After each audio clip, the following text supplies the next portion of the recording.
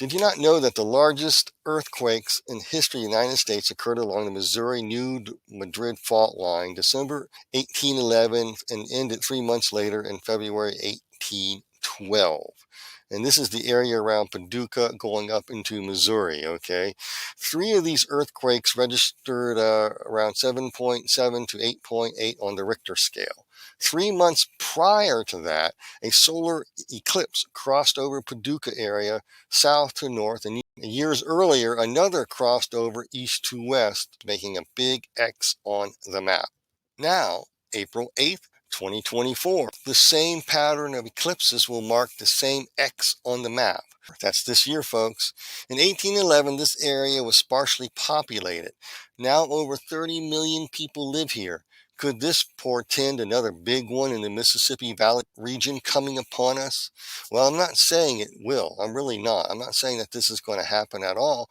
But Jesus did say that there will be earthquakes in diverse or various places when desolations are determined.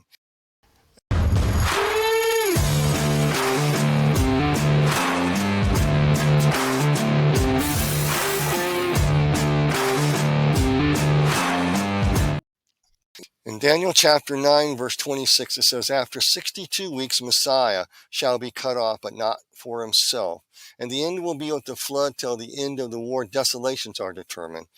So after 62 weeks, Messiah will be cut off, but not for himself. Note, this was fulfilled. This part of the scripture was fulfilled with Jesus coming and dying on the cross and being arose from the dead.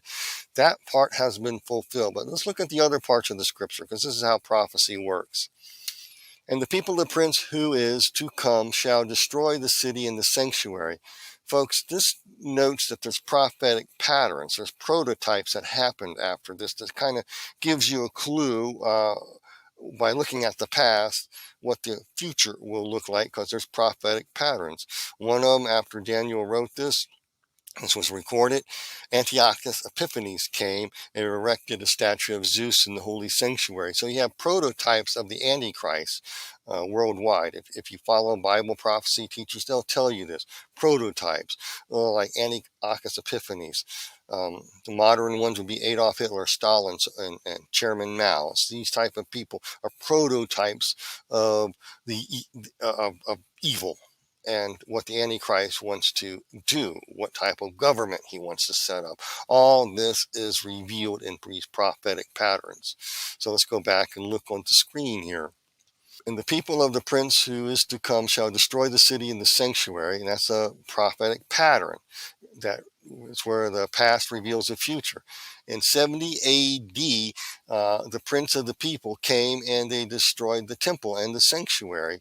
And likewise, the future Antichrist will be seen in the temple in a different way to destroy it, which we shall see as we go on. According to Bible prophecy, this will happen in 2 Thessalonians there. He will appear in the temple, a rebuilt temple. The second temple was destroyed. The 2nd century temple was destroyed by a prototype of the Antichrist coming in and destroying. Let's go on. It says, and the end of it shall be with the flood till the end of the war. Desolations are determined. That's a cryptic message. Let's break it down. The end of it, that means the end of the age. Things will happen fast. It'll be like a flood. It'll begin with a few drips and drops coming, and then it'll be a crescendo, a storm upon you. Okay, you'll see the storm coming and a few drops of rain, then all of a sudden the flood hits. Okay, that's what it's talking about. The next part reads, till the end of the war. Got to note that Revelations 12 verse 7 identifies this war as a war in heaven that's going on. That's why we are in a spiritual warfare. This is a war against good and evil being played out, and we are here on earth, are in the midst of it. And God tried to spare us of this, but, I won't get into all the details, but humanity fell into sin, and there's a battle going on for the hearts, souls, and minds of human beings everywhere, called a spiritual war. Let's continue on. Let's go to the next screen. Jesus is speaking of the last days, tells us how this flood, this storm begins and what desolations are determined look like. In Matthew chapter 24, verses 4 through 15, he says, "Take heed, no one deceive you, for many will come in my name, saying, I am the Christ, deceive many, and you will hear wars, rumors of war. See that you are not troubled, for all these things must come to pass, and the end is not yet. For nation shall rise against nation, kingdom against kingdom, and there will be famines, pestilences, and earthquakes in various places. These are the beginning of sorrows. And then there will be many offended, betray one another, and hate one another. There will be many false prophets will rise up to see many, and because lawlessness will abound, the love of many will grow cold." Jump down to verse 15. "And therefore, when you see the abomination of desolation spoken by Daniel the prophet standing in the holy place, whoever reads, let him understand." What is he talking about? Let's look at the next verse. In Daniel chapter 9, verse 26, "After the 62 weeks the Messiah shall be cut off, but not for himself, and the people of the prince who is to come shall destroy the city and the sanctuary. The end shall be with the flood, and the end of the war desolations are determined." So we're going to look real briefly at the number, or what the number 62 means. It's rather important. Take a brief moment here. Look at what the meaning of 62 is telling us. And 62 means the royal city of Jerusalem, maintained by the household of God's servants, or it can refer to any royal city and its inhabitants. And some type of reliance on the strength of servants of the house of Jerusalem to maintain it, or it can refer to any other royal cities or cities. Either they fail or succeed in its maintenance and protection. And 2b means servants who maintain, protect, anoint, who do task, war against, curse, put an end to, so forth, or whatever. The meanings are derived from 2 Chronicles chapter 26, verse 8, and Daniel chapter 9, 26 here. 2 Chronicles 26, verse 8 mentions a person's name, and the name meaning found in there are servants. Servants of, basically servants of the temple. And David wrote down there, these guys are servants. They're going to be warriors to help David. They're going to be servants to protect and maintain and upkeep the temple according to the law. The Levites, the priestly class, so forth, etc. The shepherds, okay? That's what that means. And there's a positive and negative meaning to 62. And royal city of Jerusalem is the main meaning. That's what it means. Jerusalem, or any type of royal city. It could be in a city is where somebody rules and sets up shop. And that is a very important thing to note, because back in the days that Jesus was on earth, those in charge to maintain the temple and the city failed. Likewise, this pattern is going to be seen in the last days, coming in like a flood very fast. The rain begins to fall, right? And slow drops, beginning with ministers thinking that what they teach is truth. But such truth cause many to apostatize. That means to stand away and against God's truth, sound doctrine, so forth, etc. As the storm increases, the true gospel will be lived out and preached by the remnant till the time of the end, just as Jesus said in Matthew chapter. Let's go look on your screen here, verses 13 and 14. "But he who endures till the end shall be saved, and this gospel of the kingdom will be preached in all the world as a witness to all the nations, and then the end will come. Therefore, when you see the abomination of desolation spoken of by Daniel the prophet standing in the holy place, whoever reads, let him understand." Look at Daniel 9:26. "And the end of it shall be with a flood, till the end of the war desolations are determined." That is an extraordinarily important thing to keep in mind. I'm giving you a background so you understand what we're looking at here. It means there's going to be a remnant who's going to be a witness. And as a witness, they're going to witness against evil. We're going to end up testifying against it, expose it for what it is, and expose with our very lives its tactics, what it's like, what it does, how it alters what God has made, redefine what it is, what it seeks to destroy. We're to testify, witness against how it sells destruction and ruin and rot with sweet-sounding, seductive words of enchantment. The remnant exposes all that. They'll lay down their lives, if need to be, to expose the genocidal evil for what it is. And we are to preach the gospel and bring as many people into God's kingdom before it is too late, before the last hour comes. So let's look back at this slide again here. And the end shall be with the flood. Till the end of the war, desolations are determined. What's all that talking about here? Let's look at this next verse in Daniel 9:27 here. Listen again. And he shall confirm a covenant with many for 1 week. In the middle of the week, speaking of the Antichrist, he shall bring an end to the sacrifice and offering. And listen to what it says. And I wrote this out and put the meanings here for you. Keyword meanings. On the wing, the fringe, the farthest reaches over the zenith of abomination. Abomination are detestable things, lifestyles that are glamorized. Shall be one who makes desolate even until the consummation which is determined is poured out on the desolate. In Daniel 9, chapter 9, verse 27, speaks of the Antichrist in the first part of the text. The next part speaks of the spirit of Antichrist that is already at work in the world through people who are preparing for the coming and what they are doing, and it hits like a flood. And listen again, on the wing, the fringe, the farthest extremity, the zenith, when the zenith of abominations, of detestable things, all detestable things and lifestyles are glamorized. Think about it. Think about that for a second, what is being said here. So I'm going to ask you, have you seen any of these things increasing lately? Very detestable things and lifestyles that are being glamorized.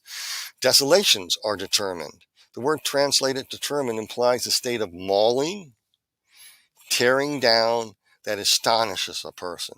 They can't believe it's happening. They can't believe that this is actually happening.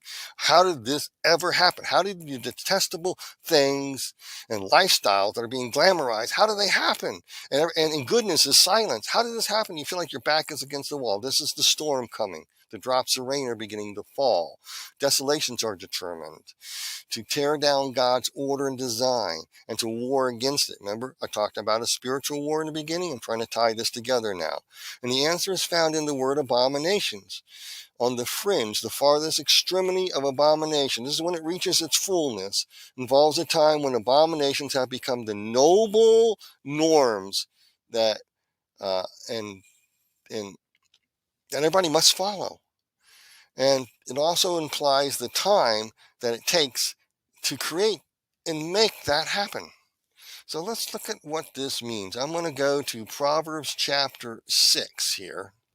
16 through 19 tell us what and define what abominations are. These 6 things the Lord hates, yes, 7 are abomination to him: a proud look, a lying tongue, hands that shed innocent blood, a heart that devises wicked plans, feet that are swift to running to evil, a false witness who speaks lie, and one who sows discord among the brethren.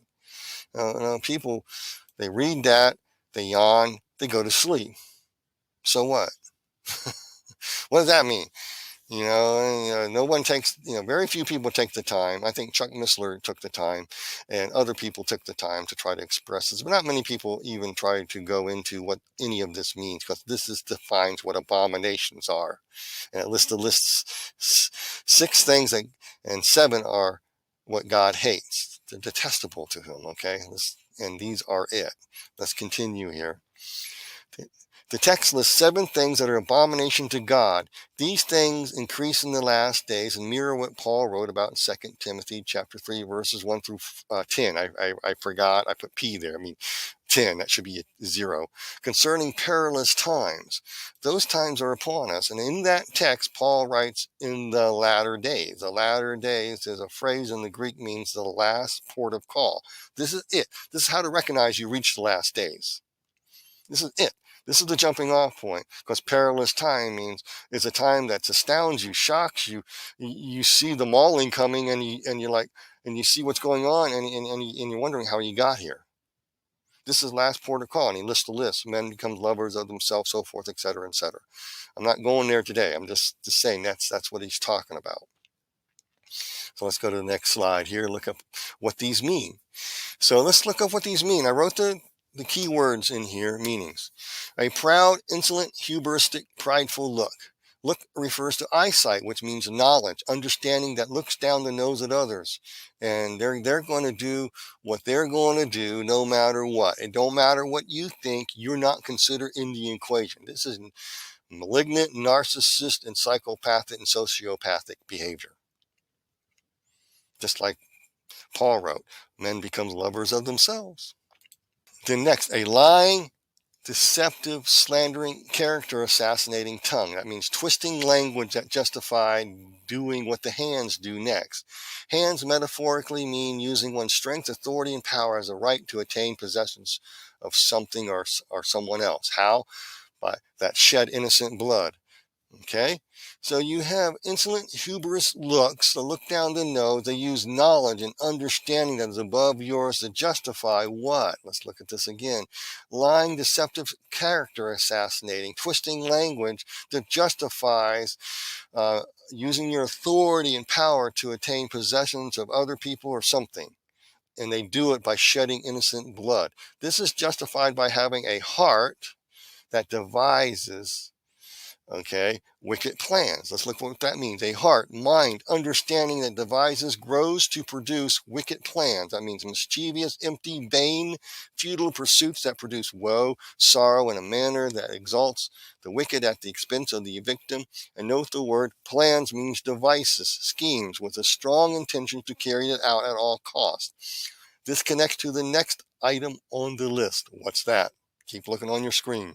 Feet that are swift in running without consideration to evil. Evil means running towards what is dysfunctional, morally and ethically wrong, disagreeable, unwholesome, malevolent, malicious, harmful, vile, and evil, justified as achieving the greatest good. How does this work? By number 6, a false witness who speaks lies, deception, uses enchantments, hoodwinks others to slander those who are innocent wrongly and find them guilty of some false charge to gain power over them or to remove them because they're their opposition.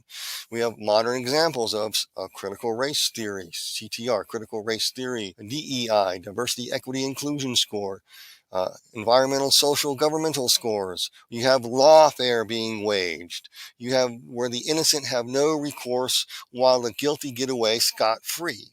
How they do this is revealed in the last item of the list on number 7. And one who sows deliberately with strong intent discord, strife, contention, infighting among brethren. It's the divide and conquer idea here. Those are the 7 things that God absolutely hates, folks. And is any wonder? Folks, I gotta tell you that numbers often have meanings in the Bible, and that helps explain things. And I showed you some simple algorithms here last time to do. So we're going to do a straight algorithm here in this verse. It's Proverbs chapter 6:16. These 6 things the Lord hates, and yes, 7 are abominations. So you see the number 6 and the number 7 mentioned in here. So do the numeric meanings of these numbers mean anything? Yes, they do. We got to do the math. Remember, it's 6 is the number of man plus 7. That means it's a picture graph of a plow. It means move to perfection. And 13. So let me show you what this means. 6 is the number of man or a man, concerns plowing some type of perfection, wholeness, soundness, tending to it, to do warfare to protect it, guard and protect what is growing in the plowed field. Some type of wholeness, rest, soundness for life. That's what's talked about. Traditionally, 13 means apostasy, depravity, rebellion, hubris, anger, being an enemy or enemies of God. Put these number meanings together helps unpack what the abominations produce. A man attaches himself to achieve, because 6 is the number of man, and it's a pictograph of a whole paleo pictograph of a tent peg. It's what people attach themselves to. That's the idea behind number 6. They attach themselves to the Antichrist. The Antichrist will attach himself to the devil, so forth, etc. So you got the idea of attachment there. Attaches himself to achieve perfection, wholeness, soundness by plowing, warring, growing, tending to apostasy, depravity, rebellion, hubris, anger, being enemies of God, against God's rule, design, and order. Daniel chapter 9, verse 27 says what? And on the wing, the fringe, the farthest reaches zenith of the apex of abomination, detestable things, lifestyles that glamorize, shall be one who makes desolate. So at the zenith, the farthest advances of abominations, what God hates is reached, shall be one who makes desolate. We're not there yet, folks, but we're speeding very close to that direction. That's how close we are coming to it. Notice how in 2 Thessalonians state that before the Antichrist arrives, there will be a great apostasy in the church. When adding the numbers 6 plus 7 equals 13, the main theme of 13 is apostasy. This is seen in the meaning of the number 62 that's found in Daniel chapter 9:26 concerning those servants of religious leaders who were charged to maintain the holy city and the temple, and they failed and they were cut off. You know why they were cut off? Because they cut off the Messiah at the 62nd week. They definitely failed being servants of God. The Pharisees did, the Sadducees, the scribes did, the shepherds did, right? Likewise, this pattern is going to be seen in the last day, a prophetic pattern coming fast like a flood. Ministers will apostatize by what they think that their teaching is truth. In Daniel chapter 9:26 says, and after the 62 weeks, Messiah will be cut off, but not for himself, and the people of the prince who is to come shall destroy the city and the sanctuary. Then the end shall be with the flood until the end of the war. Desolations are determined. And this, folks, opens the door to what Daniel in chapter 9, verse 27 talks about. Now, on the wing, the fringe, the farthest reaches of the apex of abominations, detestable things, and lifestyles glamorized shall be the one who makes desolate. Are you noticing an increasing governmental push worldwide for glamorous lifestyles? I read how in certain states the other day that the number of gender transitions is increasing. Why? The propaganda is going, making you feel cool, but these people are going to regret that. They're going to regret it. They don't have time to process stuff in their own life and realize they might like the opposite sex more than anything else. But it's too late. You're not going to have babies.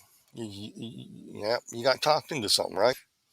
So I ask, are we witnessing the demise of Western tradition of reason along with its Judaic-Christian values of civility, chivalry, and moral excellence?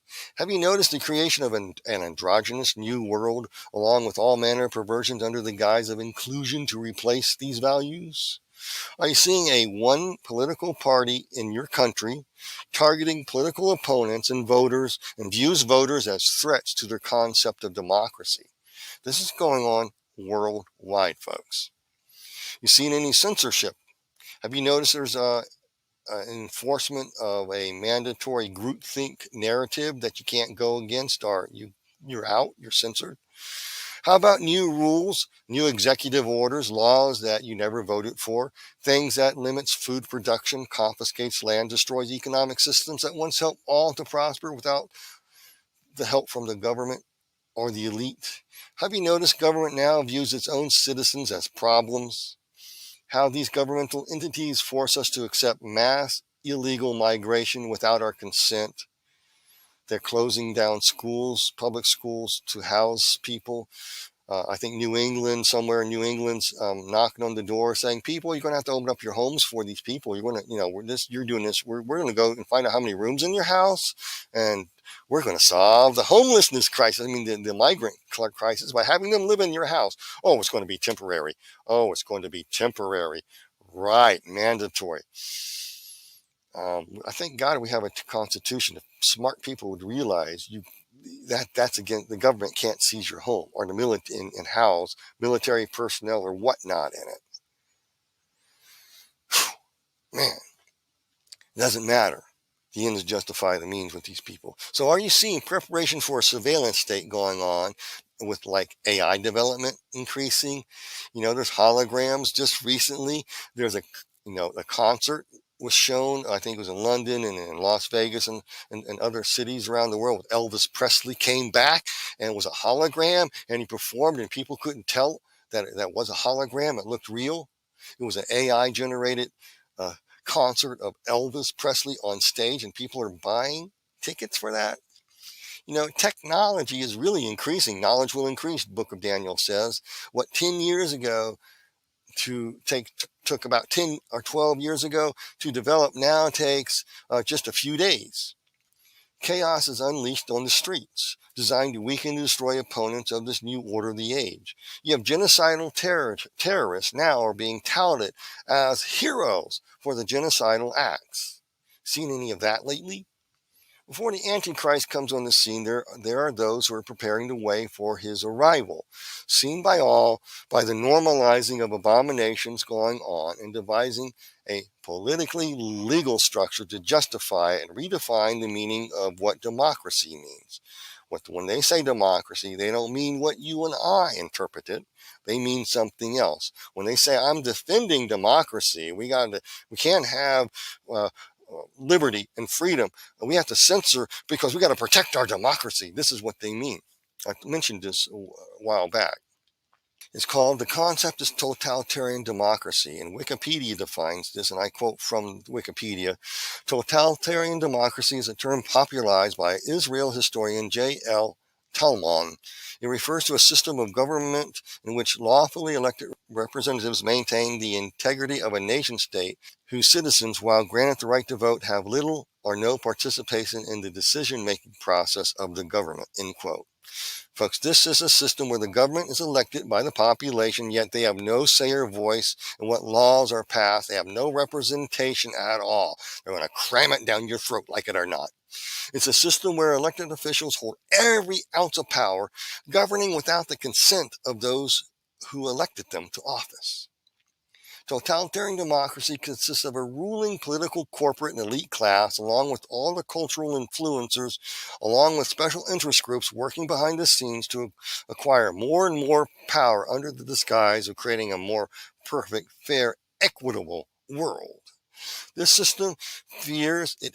In fact, it really hates its own citizens. They view them as a threat. They call them unenlightened dweebs, deplorables, who must be housebroken to agree with them. Therefore, no tactic is out of bounds in acquiring power, because the ends justify the means. It's all about wielding absolute power, justified as needed to make a more perfect, just, equitable world. In other words, make a new feudalism the new hip thing to go after. The citizenry, the voters, are used as a tax base to fund policies that make desolation and create abominations, where every aspect of a citizen's lives are tracked, monitored, tagged, and controlled. Personal liberty, free thinking, even comedy, folks. Freedom becomes the new evil to these people, and evil is now the new good. It's a rules-based world order, a totalitarian democracy where children no longer belong to the parents, but those who make the rules. You hearing any of that and you're wondering why? What the heck is going on? Well, folks, let me tell you how. It's a historic fact. Theosophists like Allison Foster Bailey helped form the UN Charter. And many theosophists in the instigation of the UN and how it formed and were members of it were theosophists. And theosophists are in every nation and government around the world, silently working to make a brave new world, working within government, military, media, arts, entertainment, financial world, business, commerce, educational system, and science, technology, psychology, medical fields. They seek new ways to redefine what family is. They want your children. They want to re-educate your children so they're no longer you. They're world citizens, as Alice Bailey would say, are global citizens. Like I tell you, this is no conspiracy theory. This is not a conspiracy theory, but it's conspiratorial fact. The evidence is overwhelming in their own writings, and the WEF in Davos, that's meeting soon, it's overwhelming on their own website. They identify who they are. They seek, as Theosophists put it, to push humanity out of its current fifth human root race stage of evolutionary development, leading them into the sixth human root race stage of evolutionary development around the year 2025. During this stage, humanity is housebroken to reject all aspects of materialism and all Judeo-Christian traditions, eradicating of reason, critical thinking, and liberty to replace by a loving, kind groupthink. So they view this, Theosophists says that we have to move out of the material realm. This is pure Gnosticism, folks. You have to get rid of the material, physical world and get human beings back to become pure spirit beings. So in the evolutionary development, they call the human root race theory. It's a human race root theory. You're going to go through stages of initiation until all the world comes under and enters into the sixth root race stage, then enters into the seventh, where you go through 7 more stages of the seventh stage, and you finally reach a state of pure spirit being, of groupthink. It's a perfect world. That's what these people are working for, and they camouflage this and really group love, group this, group that. So what do I mean by the fifth root race evolving into the sixth evolutionary, so forth? It means evolving. In fact, H.P. Blavatsky, occultist there, states in Secret Doctrine that at the beginning of what she calls the sixth root race stage of human evolutionary development, that, and I quote from her, there will be no more Americans when the sixth root race commences. No more, in fact, than Europeans, for they will have now become a new race and many new nations. H.P. Blavatsky wrote this in the late 1800s, folks. They've been planning this for some time. America has to be destroyed. Europe has to be destroyed, rebuilt back, become a new race, a new human race, a more higher evolved into the sixth root race stage of equity, inclusion, and diversity, into making everything right again. You own nothing and you will be happy. Yavo. That is the mentality of the sixth root race. We're going to bring this in. In order to do it, you have to destroy the Western system. This happens after the Western world has been deliberately and systematically collapsed and reset to lead all into a new, higher, more spiritually pure humanity, a new world nation state, a liberal, rules-based world order, a free and open global society, a diverse, no walls, no border world governed by group conformity, group love, group service, a totalitarian democracy of equity, diversity, and inclusion. And the Bible is correct. Desolations are determined. Next, in the book of Revelations, chapter 11 and verse 13, 2 sets of numbers are seen. The meaning of these 2 numbers help identify how close we are getting to the fringe wings, the utmost zenith of this abomination that we are seeing. So with that, folks, let's shift gears and see how all this connects to the biblical meaning of the number 42 that is seen in the book of Revelation, and from this, show you how to discover the meaning of Bible numbers from the Bible itself. It says this, but leave out the court which is outside the temple, and do not measure it, for it has been given to the Gentiles, and they will tread the holy city underfoot for 42 months. In the second place 42 is found here is Revelation 13 verse 5. And he, speaking of the Antichrist, was given a mouth speaking great things and blasphemies, and he was given authority to continue for 42 months. Now, what does all this have to do with anything right now? Well, these first help you discover how to find the shades of meanings of biblical numbers. So I'm going to really bore you for a little bit and try to make it entertaining at the same time. I don't know how.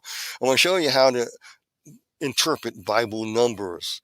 This is how much work it takes. So in these 2 verses, these are the first 2 shades of meaning for the number 42 is found in those 2 verses. One concerns the Gentiles trampling the holy city of peace for 42 months or 3.5 years. And next is 42 is related to the Antichrist. And Revelation chapter 11, verse 2, trampling underfoot is a euphemism for rejecting with premeditative motive of destroying what is being trampled upon. Here in the context, it's having utter contempt for what is trampled on. In this case, it's both the holy city and trampling on the things God has ordained and called and named. Utter contempt for his people, his gifts, his callings, and his promises. Revelation chapter 11 verse 2 is related to folks who help the Antichrist come to power. They have utter contempt. They seek to destroy what God has designed. And next, what a city means in Bible times indicates a place where someone ruled from, a mayor, whatever. We have mayor and so forth. We have the same system, a provincial government, whatever. So a city in the Bible times indicates a place where someone ruled from, as well as identified something about the area or the town was located. For instance, Bethlehem means house of bread. And so that was a place where wheat was grown and they threshed and they made bread there. Just a little bit north of there was a little place where all the lambs were brought in for temple sacrifice, and they were seeing which one was the pure one. They say that's where Jesus was born. Okay, just think about that. So the holy city in the text here refers to Jerusalem, the city of peace. That's what Jerusalem means, the city of peace. Peace means whole, sound, in heart and mind. It means a place of stability, rest, and so forth. Symbolically, you can also say a city is where God sets up shop and where he can govern from, that helps people become whole, sound in heart and mind and body. God assigns his human servants to help maintain this. They are called shepherds in the Bible. See, I'm going somewhere with this, okay? And we see this same concept with the meaning in the number 62. How servants who were charged to maintain the holy city and temple failed, and how the prototype Antichrist came along after this and destroyed it all. With that, I'm going to go to this next slide here. It says in Revelations here, verse 11 too, but leave out the court which is outside the temple. Do not measure it, for it has been given to the Gentiles, and they will tread the holy city for 42 months. Notice how in Revelation 11:2 it mentions that a certain type of people were placed outside the temple. The temple represents God's authority, laws, morals, value, ways, his design, as well as what God inhabits. Note the temple in 1 Corinthians chapter 3, verse 16 through 17 states that New Testament believers are now his temple now. It says it, and I'll read it to you. Do you not know that you are the temple of God, and the Spirit of God dwells in you? If anyone defiles the temple, God will destroy, for the temple of God is holy. Which temple are you? Those who are cast out, Gentiles who destroy what is holy, what is holy, or the holy city, the current Jerusalem, as well as whatever God has set up shop in the world, is what is being referred to here. I don't know how else to say it. Other than that is what it's talking about. So there's going to be seen here a third. Let me try to explain this and break this down for you. There's going to be a third temple built in the holy city, and the Bible points this out. Before that comes, there comes a time that of the nations, and where people will come and ethnos, people around the world are going to, and leaders, basically leaders, are going to trample the holy city for 42 months. They have utter contempt and disrespect for Jerusalem and God's Jewish people. In fact, in 1967, Jerusalem was no longer under control of Gentiles' powers. In the time of the Gentiles was fulfilled, they say. But it's still divided to this day. And that is one hallmark to note that indicates that the full end and complete time of the Gentiles trampling the holy city is nearing its final end. We haven't reached it yet, folks. However, it is still divided into ethnos, quarters. It is still being trampled on by Gentile nations and powers. If you don't believe me, this two-state solution is one example of what I'm saying. The protests you're seeing around the world against Israel is another example. And Jerusalem, it says in the Bible, is going to be a burdensome stone around the neck of the nations, is another example of this. So the biblical meaning of 42 helps contextually identify how close to the end times we are without anything adding to the book that should not be there. It's like a scholarly commentary does, or somebody teaching on the book of Revelations that is right on the money. They're not adding anything to it. A commentary is not adding anything to the context or changing it at all. They're help explaining it, unpacking it, and revealing it to you. And so these numbers as well do that too. So let's look at this and break this down for you. Mr. Lane's Bible Numbers for Life website defines 42 simply as evil people or evil men.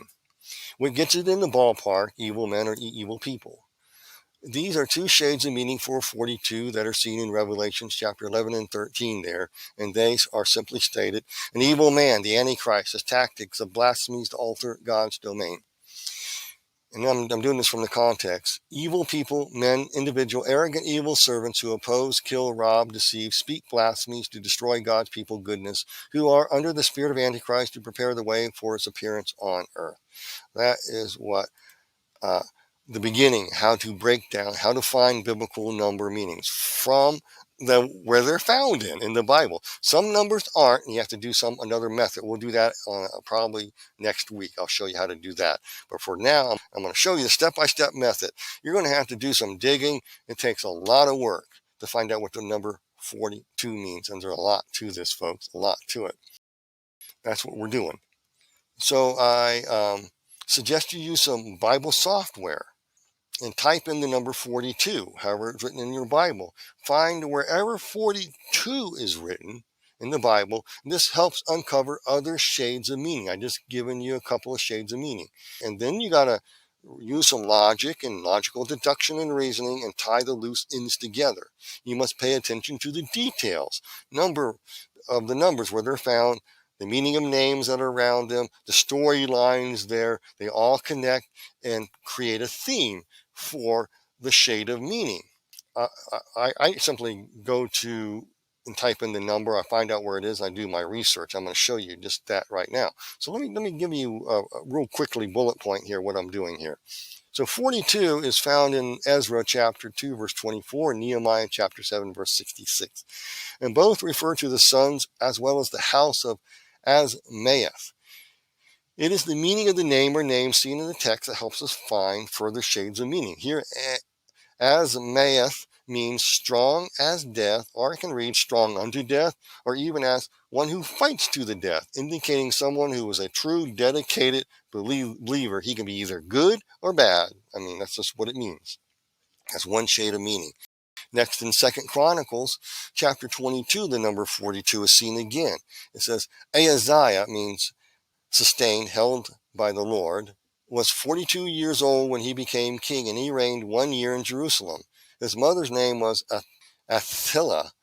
It means afflicted by Jehovah, and Omri means pupil or servant of God. You can say a disciple as well. 2 verse 3, he also walked in the ways of Ahab, uncle, a close relative. Okay. From this, you will have to take time to write a brief summary of the lives of those mentioned. And from that, you add in the meaning of each name. And from this, you'll notice that there are those who once walked that were sustained by the Lord, but now are afflicted by Jehovah. They were once servants, pupils who studied God. Now they walk in the ways of Ahab, and Ahab brought pagan worship into Israel and did vile things and made murderous plots against God's people and the prophets and those loyal to God. Did he not? Thus 42 also describes people appearing as followers of God, but cause others to stray away from God by bringing paganism and vile plots and schemes into the house of God, like Ahab did. These folks God's going to afflict. This helps bring out the to be definition for 42. Okay, let's go ahead and look. It means, okay, the first meaning we saw evil person, Antichrist, his tactics. Okay, now 2a means evil people and evil individual, arrogant, evil servants who oppress, kill, rob, deceive, speak blasphemies, destroy God's people, his goodness, so forth, etc. So this 2b meaning, it refers to people, because we saw groups of people. It means to people or individuals who appear at first following God but bring pagan worship, practices, plots, and schemes and scams into the house of God to alter it. These people God will afflict. The third shade of meaning is derived from the meaning of Asmath. People or individuals who are dedicated, strong unto death to carry out a task or a mission. Okay, do you see that in that? Okay, so 42 is also seen in 2 Kings chapter 2, verse 24, when two bears mauled 42 insolent youths. From David Guzik's commentary on this very verse, he states that these youths were from Bethel, and I quote, and their mocking presence shows the continuing opposition to a true prophet in Bethel, which at that time was the chief center of pagan calf worship. There's more to this story than meets the eye. You got to do some digging to find the story line and what's going on. It goes back to pagan worship, doesn't it? You see how numbers in the Bible and their meanings and the shades of meaning kind of connect one with another? Bethel back then was the chief center for Baal worship, calf worship, bull worship, Molech.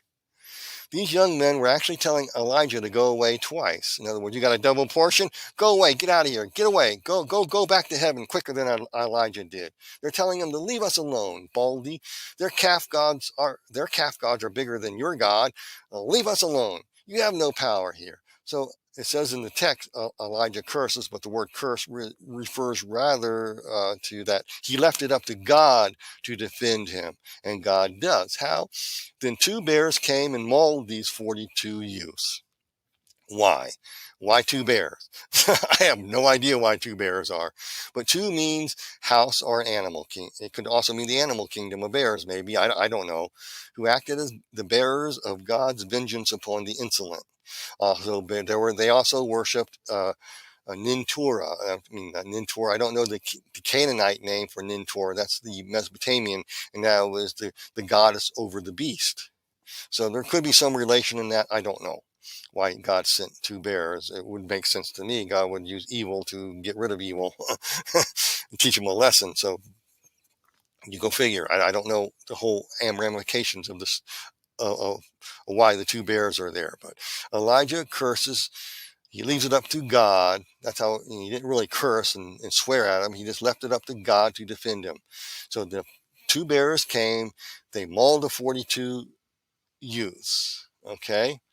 So those basically what it's saying here, that the number 42 shade of meaning is the God's vengeance is going to somehow fall upon the insolent. Okay. And those who bring paganism into God's house. And the meaning of the name Bethel means house of God. So the youths, the insolent ones, brought pagan worship into Bethel, aka meaning the house of God. And they wanted Elisha to get the heck out of here. Go back to heaven. There's 2 witnesses that are going to come, and you wonder if they're going to be shouting the same things. So here's where the Baal, Moloch, bear beast worship is added in definition as 1b, into definition 1, as section 1b, because they are part of the Antichrist system at work in the world, preparing for his arrival. Okay? Why do I say that? Because the ancient pagan mythologies here refer to raising somebody out of the abyss, a champion who will defeat the demiurge. So their youths were saying, get out of here. We don't need you. Their champion's bigger than yours. Oh, yeah? So God sent 2 bears to maul them. So you have the meanings here of this. This would be an evil man, the Antichrist's tactic. That's the first meaning. The second meaning are those who practice Baal, Moloch, bull calf, spirit, or beast worship. They involve the rites and rituals used to bring their champion forth to defeat God of the Bible. So you got to know a lot of stuff and connect the dots to interpret numbers correctly. This is not an easy task. Next, you add 42 youths plus 2 bears, and you get 44 as the sum here. In Bible numbers for life, 44 refers to secret plots, murderous schemes, and vain plans. Thus, you have a 4th shade of meaning added into the text. It means judgment against the insolent and secret murderous plots. It's part of the meaning of number 42. Okay. Here's the full meaning of 42, and note the context with the number is found pinpoints which meaning applies. And here's the full meaning of 42. Evil person, the Antichrist, his tactic, blasphemies to alter God's domain to be worshipped and brought forth. Number 1b, Baal, Moloch, bull, calf, and bear beast worship rites and rituals used to bring their champion forth to defeat God of the Bible. It also involves the occultic work seen in Ezekiel chapter 13, verses 17 and 23. And note, the ancient Mesopotamian Canaanite religion revolves one who defeats the old gods by their champion. Okay? Number 2, evil people. This concerns people. Evil people are an evil individual, arrogant evil servants who oppress, kill, rob, deceive, speak blasphemies to destroy God's people goodness, who reflect the spirit of Antichrist to prepare the way for its appearance on the earth. 2b, people are individuals who appear at first following God, but bring pagan worship practices and plots and schemes into the house of God to alter it. These people God will afflict. Number 3, meaning People are individuals who are dedicated, strong unto death to carry out tasks or missions no matter what. 4. Judgment rendered against the insolent for their secret plots and schemes. Folks, that is the definition. Okay?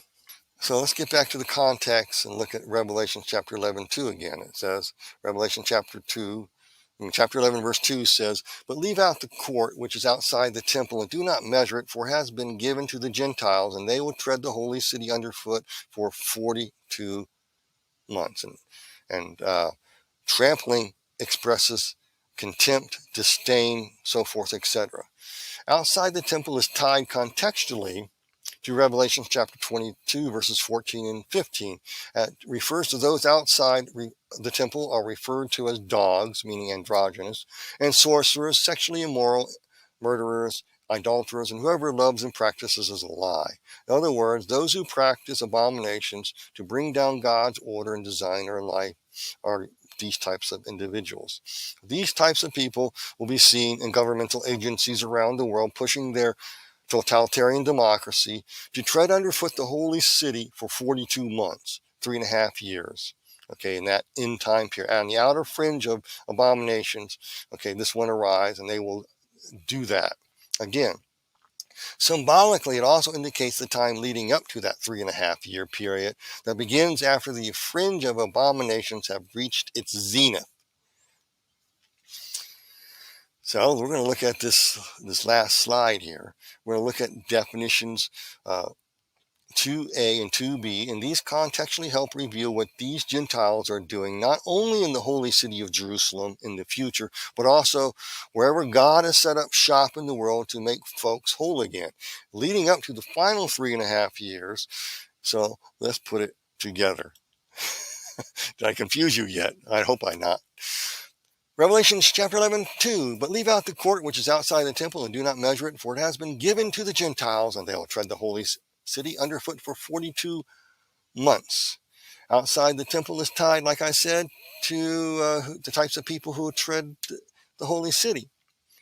And the definitions 2a, b, 3, and 4 contextually reveals what these folks are doing, not only in the holy city of Jerusalem in the future, but also wherever God sets up shop in the world. So let me reiterate this again. This is what it means. Let me just say this. You don't use definitions 1b, 1a and 1b in this, because it doesn't refer to an individual. It refers to people. And that are on a task. So evil men, individuals, more than one individual, and arrogant evil servants oppress, kill, rob, deceive, speak blasphemies to destroy God's people goodness, prepare the way for the Antichrist appearing on earth. Even those who appear at first following God will instead bring pagan worship practices, plots, and schemes into the holy city, wherever God has set up shop.